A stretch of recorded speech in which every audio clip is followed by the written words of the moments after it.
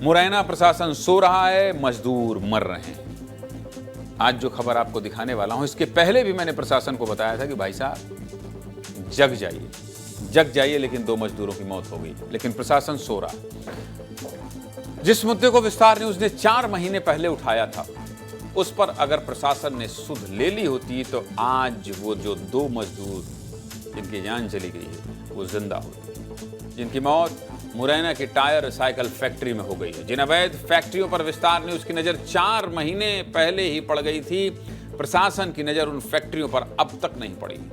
इन्हीं अवैध फैक्ट्री में 2 मजदूरों की जान चली गई है और 1 मजदूर घायल है। पूरी खबर बता देता हूं आपको। मध्य प्रदेश के चंबल क्षेत्र में, खासकर मुरैना में, बड़े पैमाने में वाहनों के टायर को जलाकर तेल निकालने का काम होता है। इसके लिए अवैध रूप से फैक्ट्री लगाई गई। ना तो इन फैक्ट्री को लगाने की कोई परमिशन है और ना ही इसमें इस तरह का काम करने की कोई परमिशन है। यहां तक कि फैक्ट्री के अंदर सेफ्टी मानक तक नहीं फॉलो किए जा रहे हैं और ना ही इसके अंदर काम कर रहे मजदूरों को कोई ट्रेनिंग दी गई। यही कारण है कि टायरों को जलाने वाली फैक्ट्री JMD ग्रीनटेक टायर पिरोलाइसिस में काम कर रहे 3 मजदूर हादसे का शिकार हो गए। मशीन की सफाई करते समय फैक्ट्री में जोरदार धमाका हुआ, जिसमें 3 मजदूर दुर्गेश, गोपी और अनुपम बुरी तरह से झुलस गए। मजदूर इतनी बुरी तरह झुलसे थे कि उनके शरीर में कपड़े का एक टुकड़ा नहीं बचा था, और पूरा शरीर जल गया। तीनों की हालत इतनी गंभीर थी कि उन्हें इलाज के लिए ग्वालियर ले जाया गया, लेकिन ग्वालियर के डॉक्टर्स ने तीनों को दिल्ली रेफर कर दिया। दिल्ली में मजदूर दुर्गेश और गोपी के इलाज के दौरान जान चली गई, जबकि तीसरे मजदूर का इलाज जारी है। ज़्यादा जानकारी करने पर पता चला कि दोनों मजदूरों को फैक्ट्री में काम करने की कोई ट्रेनिंग ही नहीं थी। यहाँ तक कि एक मजदूर यहाँ से पहले आइसक्रीम बेचता था, तो वहीं दूसरा मजदूर फूलों की सजावट का काम करता था। इन मजदूरों की मौत पर हमारे सहयोगी अनिल गौर ने एक रिपोर्ट की, देखिए।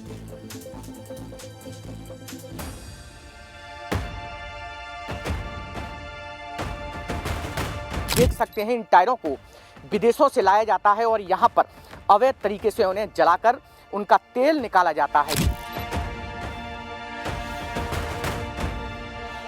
ये वो मशीन है जहाँ पर मजदूर काम कर रहे थे और उसी दौरान मजदूर झुलस गए थे। तो बम्बई 100 किलोमीटर तांगा रहे विदेशों से टायर आते हैं। इन फैक्ट्रियों में ऐसे मजदूर सैकड़ों की संख्या में काम करते हैं और वो भी बिना सुरक्षा के। इन बड़े-बड़े मशीनों से डालकर अंदर उनको जलाया जाता है और उनका तेल निकाला जाता है। वो तेल बहुत महंगा बिकता है।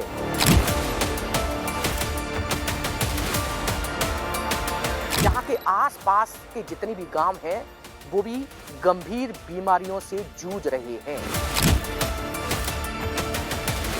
जांच कर रहे हैं हम। प्रथम दृष्टया उसमें दुर्घटना से मृत्यु होने का अपराध पाया गया है, तो 3 लोगों के विरुद्ध मुकदमा कायम कर रहे हैं।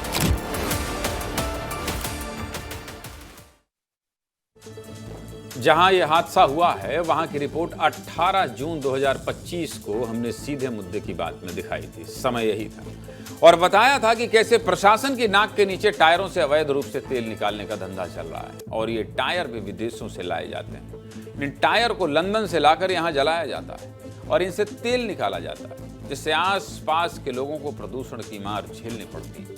हाल ये है कि आसपास के गांवों की हवा सांस लेने लायक भी नहीं बची। गांव का पानी पीने लायक तो छोड़िए, कपड़े और बर्तन धोने के काबिल भी नहीं बचा है। जिम्मेदार चैनल होने के नाते हम क्या कर सकते थे? इस मुद्दे को उठा सकते थे, हमने उठाया। प्रशासन से सवाल पूछ सकते थे, हमने पूछा। हम मीडियम हैं, हम माध्यम हैं। कहां गलत हो रहा है बता सकते हैं, प्रशासन से सवाल पूछ सकते हैं, बस सुधार नहीं सकते, क्योंकि ना तो हमारे पास वो पावर है, ना वो हमारा काम है। ये काम किसका है? प्रशासन का है। लेकिन क्या किया प्रशासन ने? प्रशासन का काम जो था, उसमें प्रशासन ने क्या किया? कुछ नहीं किया। प्रशासन समय पर नहीं जागा, इसलिए आज ये मजदूर जीवित नहीं है। अगर समय से प्रशासन जाग गया होता तो ये मजदूर जीवित होते। प्रशासन को कोई फर्क नहीं पड़ता। फर्क पड़ेगा भी क्यों? क्योंकि इससे जिसे फर्क पड़ रहा है वो तो ना विधायक सांसद हैं, ना अधिकारी हैं और ना ही कोई उद्योगपति है। वो तो मजदूर हैं और मजदूरों से इस देश में किसी को कोई फर्क नहीं पड़ता, क्योंकि 4 महीने पहले बता रहा हूं विस्तार न्यूज चीख चीख कर बता रहा है कि भाई साहब ये अवैध फैक्ट्री चल रही है, देख लीजिए इलाका प्रदूषित हो रहा है। अगर फर्क ही पड़ता तो जिले के कलेक्टर संज्ञान लेते ना, पर्यावरण विभाग संज्ञान लेता ना। कहां है जिले के कलेक्टर, कहां है विधायक, कहां है सांसद, कहां है मंत्री?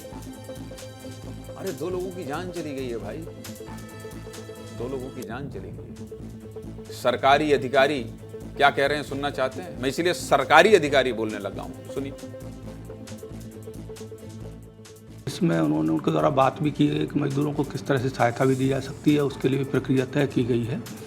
और ऐसा बता रहे हैं कि पुलिस ने FIR भी दर्ज कर ली है। राजस्व विभाग जो है और प्रदूषण विभाग और श्रम विभाग, तीनों विभागों ने संयुक्त रूप से मिलकर जांच की थी और जांच के आधार पर ही रिपोर्ट तैयार की गई। हाँ, जांच कार्रवाई चल रही है। में प्रथम दृष्टया तो ये पाया गया है कि इस रिएक्टर में प्रोसेस कंप्लीट हो चुकी थी और इसका रिएक्टर गेट खोलते समय आवश्यक सावधानियां नहीं बरती गई हैं, जिसके कारण उसके अंदर रिएक्टर के अंदर कोई गैसेस जो फॉर्म हुई हैं उसके कारण ये धमाका हुआ। इंडस्ट्रियल हेल्थ एंड सेफ्टी विभाग से रिलेटेड है कि इनके पास उपकरण थे कि नहीं थे, कि क्या स्थिति थी। CCTV कैम की रिकॉर्डिंग है, उस दौरान जो देखा गया तो उसमें कोई भी प्रिकॉशनरी मेजर्स इन्होंने नहीं लिए हुए। ये जो अधिकारी कह रहे हैं कि कोई भी प्रिकॉशनरी मेजर नहीं लिए थे, सबसे पहले इस व्यक्ति को सस्पेंड करना चाहिए। सबसे पहले ये जो प्रदूषण बोर्ड के अधिकारी हैं संभाग के, सबसे पहले मतलब कोई अंधा भी सुने ना तो सबसे पहले कार्रवाई इन पर होगी। क्या कर रहे थे भाई साहब आप? सेफ्टी मेजर नहीं लिए थे तो आप क्या कर रहे थे? सेफ्टी मेजर अगर नहीं लिया गया था तो अब तक आप क्या कर रहे थे? 4 महीने पहले सीधे मुद्दे की बात ने दिखा दिया था कि भाई साहब ये गलती हो रही है, ये अवैध फैक्ट्री है, प्रदूषण हो रहा है। क्या कर रहे थे आप? सबसे पहली कार्रवाई इस व्यक्ति पर होनी चाहिए। और ये जो अपर कलेक्टर कह रहे हैं मुआवजे का ऐलान किया जाएगा। मार दो, लापरवाही से किसी को मार दो और फिर सरकारी मुआवजा दे दो। ये लो तुम्हारे जान की कीमत है, मजदूर हो तुम मजदूर हो, तुम्हारे जान की कीमत ये 2 लाख रुपए, ये रख लो।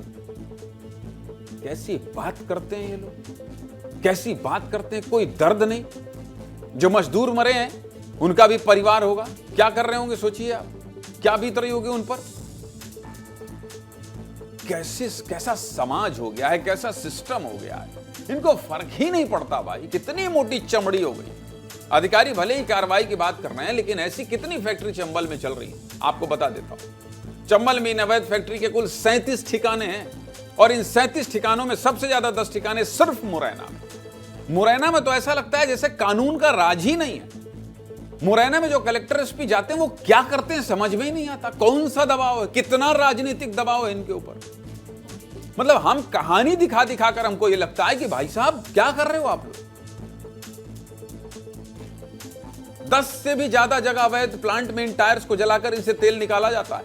मध्य प्रदेश में इस समय 64 पायरोलिसिस प्लांट हैं और ये प्लांट वो होते हैं जहां टायर्स को रिसाइकिल किया जाता है। मध्य प्रदेश के इन 64 प्लांट में सिर्फ 37 ही एक्टिव हैं और इन 37 में से भी 10 प्लांट मुरैना में। सीधे मुद्दे की बात क्या है? सीधे मुद्दे की बात यह है कि हमारी खबर पर प्रशासन जाग गया होता तो शायद दोनों मजदूर जिंदा होते। उम्मीद है 2 मौतों के बाद प्रशासन जागेगा।